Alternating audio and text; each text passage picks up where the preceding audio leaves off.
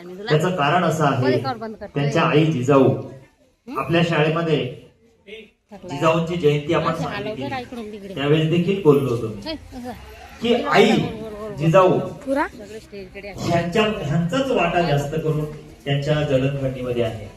त्यांच्यामध्ये जे संस्कार केले, स्त्रियांच्या प्रती आदर ठेवणारा राजा साऱ्या जगामध्ये असा झाला नाही.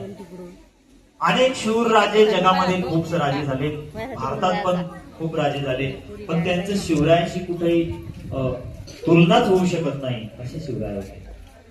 हा माझा छत्रपती अतिशय चरित्रवान राजा असा होता. स्त्रियांच्या प्रती अत्यंत त्यांचं उदार असं मन होतं. त्यावेळेस देखील मी सांगितलं होतं की आईच्या प्रती त्यांचा किती आदर होता. तर त्यांच्या आईचा जो कुंकू चंद्रकोरीप्रमाणे होता, तो आईला सन्मान म्हणून ते देखील चंद्रकोरीचा कुंकू लावत होते. असे शिवराय. घाबरू नका, बसा खाली.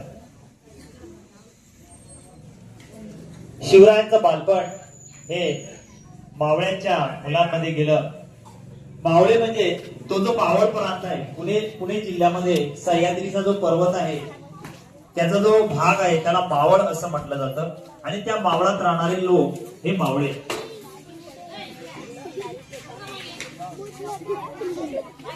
ज्या अनेक रंजक कथा आहेत, त्यांना विविध पक्ष्यांचे प्राण्यांचे आवाज काढायला आवडायचे.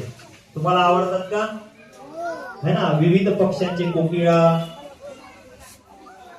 पोपट, मोर, वाघ, सिंह, परंतु त्यांचे आवाज असे होते, हुबेहूब आवाज काढायचे. असं वाटायचं की ती कोकिळा कुठेतरी झाडामध्ये लपलेली आहे. छोटे छोटे मित्र होते, ते देखील असाच पक्ष्यांचा आवाज काढायचे. म्हणजे जर झाडावर चढले आणि कोकिळीचा आवाज काढला तर कोणाला वाटेल की मुलं नाहीयेत. किल्ले बनवायचे. लहानपणापासूनच त्यांना ती आवड होती. आणि लुटूपुटूच्या लढ्या खेळायचे. जिजामाता शिवरायांना रामाच्या, कृष्णाच्या गोष्टी सांगत होत्या, पांडवांच्या, कौरवांच्या गोष्टी सांगत होत्या. त्यातून शिवरायांच्या मनामध्ये शौर्य निर्माण केलं. त्यानंतर शहाजी राजांनी शिवरायांच्या शिक्षणासाठी चांगले विद्वान शिक्षक पाठवले. त्यामध्ये दादोजी कोंडदेव देखील होते. अतिशय इमानी सेवक होते दादोजी कोंडदेव. नुसते शिक्षकच नव्हते, स्वराज्याच्या कामामध्ये, राज्यकारभारामध्ये हिशोब लिहिण्याचं काम त्यांच्याकडे होतं. तर असे हे शिवरायांचं बालपण जात असतानाच शिवराय थोडे मोठे झाले आणि त्यांनी स्वराज्य स्थापनेची शपथ घेतली. महादेवाच्या रायरेश्वराच्या मंदिरात गेले. त्या ठिकाणी तलवारीने आपली करंगळी कापून महादेवाला रक्त वाहून त्यांनी शपथ घेतली की इथून पुढे माझं आयुष्य हे जगलो भरलो तर स्वराज्यासाठी, स्वराज्य स्थापन करायचं होतं. स्वराज्य म्हणजे काय, त्यांना स्वतःचं राज्य करायचं होतं का? नाही. जनतेचं राज्य, रयतेचं राज्य. त्या काळामध्ये महाराष्ट्रावर ज्या सत्ता होत्या, परकीय मुस्लिम सत्ताधीश होते, ते अतिशय क्रूर होते आणि जनतेला सुरक्षा नव्हती. अचानक त्यांचे सैनिक यायचे, कोणालाही उचलून घेऊन जायचे. असं होतं. त्रासून गेली होती जनता. आणि अशा या परिस्थितीमध्ये पर्याय काय? तर त्याला पर्याय स्वराज्य होता. आणि त्याला साथ देणारे त्यांचे मावळे अनेक. तर शिवरायांच्या जीवनामध्ये स्वराज्य स्थापनेच्या प्रसंगात अनेक प्राणघातक असे प्रसंग आले. त्यामधला प्रतापगडावरचा एक प्रसंग तो तुम्हाला सांगतो. विजापूरच्या दरबारामध्ये शिवरायांचा बिमोड कसा करावा याच्यावर चर्चा झाली. आणि बडी बेगम म्हणजे आदिलशहाची पत्नी म्हणाली, आहे कोणी शिवरायांचा बिमोड करणारा? त्यावेळेस अफजल खान नावाचा तुफान ताकदीचा सरदार तो पुढे आला आणि हसत म्हणाला, हा हा हा, शिवाजीला जिवंत पकडून आणतो.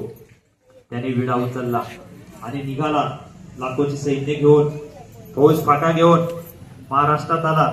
तुळजापूरचं मंदिर, पंढरपूरचं मंदिर, मंदिरांवर हल्ले केले जेणेकरून शिवराय चढतील आणि लढाईला तयार होतील. असे अनेक डाव त्याने टाकले. परंतु छत्रपती शिवराय अतिशय चाणाक्ष होते. त्यांनी खानाचा डाव ओळखला आणि त्यांच्या पद्धतीने त्यांनी निवडलेल्या ठिकाणावर खानाला बोलवलं. त्याला पत्र पाठवलं की आम्ही तुमचे किल्ले परत देऊ, तुम्ही आम्हाला भेटायला या.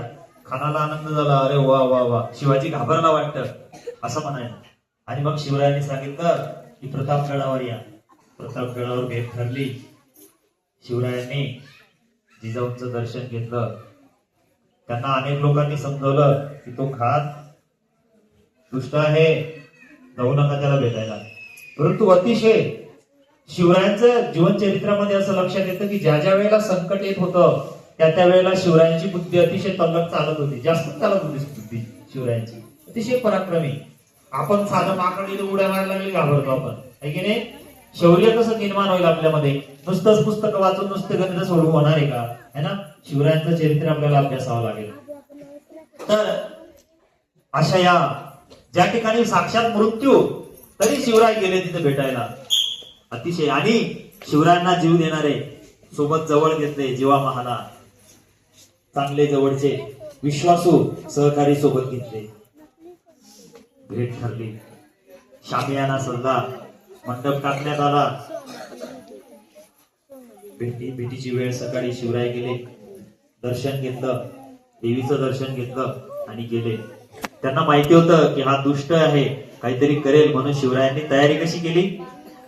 पिछवा म्हणून अंगरखा चढवला, जिरे टोप घातला, बाहेरून तयारी करून गेले. बेसावध नाही गेले, सावध गेले. त्याने लगेच बोलवलं, शिवाजी आव, गले मिलो. त्याला फार आनंद झाला, आता सापडला बा शिवाजी महाराज. गेले भेटायला. उंच धिप्पाड होता, छाती बरोबर पण येत नव्हते शिवराय त्याच्या. दाबली मान शिवरायांची आणि त्याने वार केला पाठीवर. परंतु पाठीवर शिवरायांनी चिलखत घातलेली होती. अंगरखा फाटला. शिवराय वाचले. शिवरायांना लक्षात आलं की हा आपल्यावर हल्ला करतोय. वाघ नख घातली पोटामध्ये. कोसळला अफजल खान. नंतर त्याचे अंगरक्षक पण धावून आले शिवरायांवर मारायला. जीवा महालाने तो वार स्वतःच्या अंगावर घेतला. तो सय्यद बंडा होता, सय्यद बंडा. आता त्या पुस्तकामध्ये बडा सय्यद असं नाव आलेलं आहे.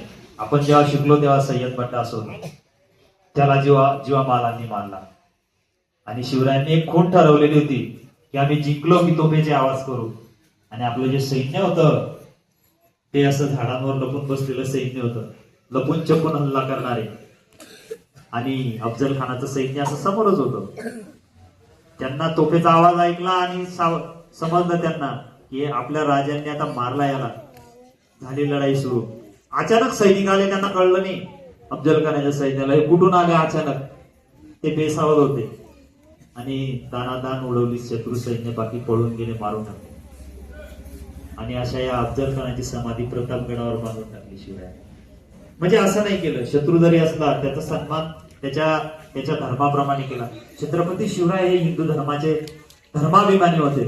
स्वधर्म तो वाढवावा, परंतु याचा अर्थ असा नाही की दुसऱ्या धर्माचा अपमान केला. बाबा याकूत नावाचे मुस्लिम संत होते, त्यांचा देखील सन्मान ते करायचे. असे हे शिवरायांच्या जीवनामध्ये अनेक प्रसंग आहेत. ते आपण सर्वांनी पुस्तक वाचावं, शिवरायांच्या जीवनातील प्रसंग अभ्यासावे. अनेक प्रसंगी शिवरायांनी माघार पण घेतली. ज्या वेळेला वेळ आली पुरंदरचा तह करावा लागला, 23 किल्ले परत केले मुघलांचे. नंतर ते पुन्हा जिंकले. असे हे शिवरायांचं चरित्र वर्षानुवर्ष, शतकानुशतक आपल्याला प्रेरणा देत राहील आणि या संबंध महाराष्ट्राला प्रेरणा देत राहील. शिवरायांच्या जीवनातून आपण एक गुण जरी घेतला तरी आपलं आयुष्य हे खरोखर सुवर्णमय होऊन जाईल. तर आपण ते घेऊया. शिवरायांनी जी काही आपल्याला वारसा दिलेला आहे तो अतिशय मोठा आहे. शिवरायांचे जे गड किल्ले आहेत त्यांना भेट द्या, ते बघा, त्याची जतन करणं ही काळाची गरज आहे.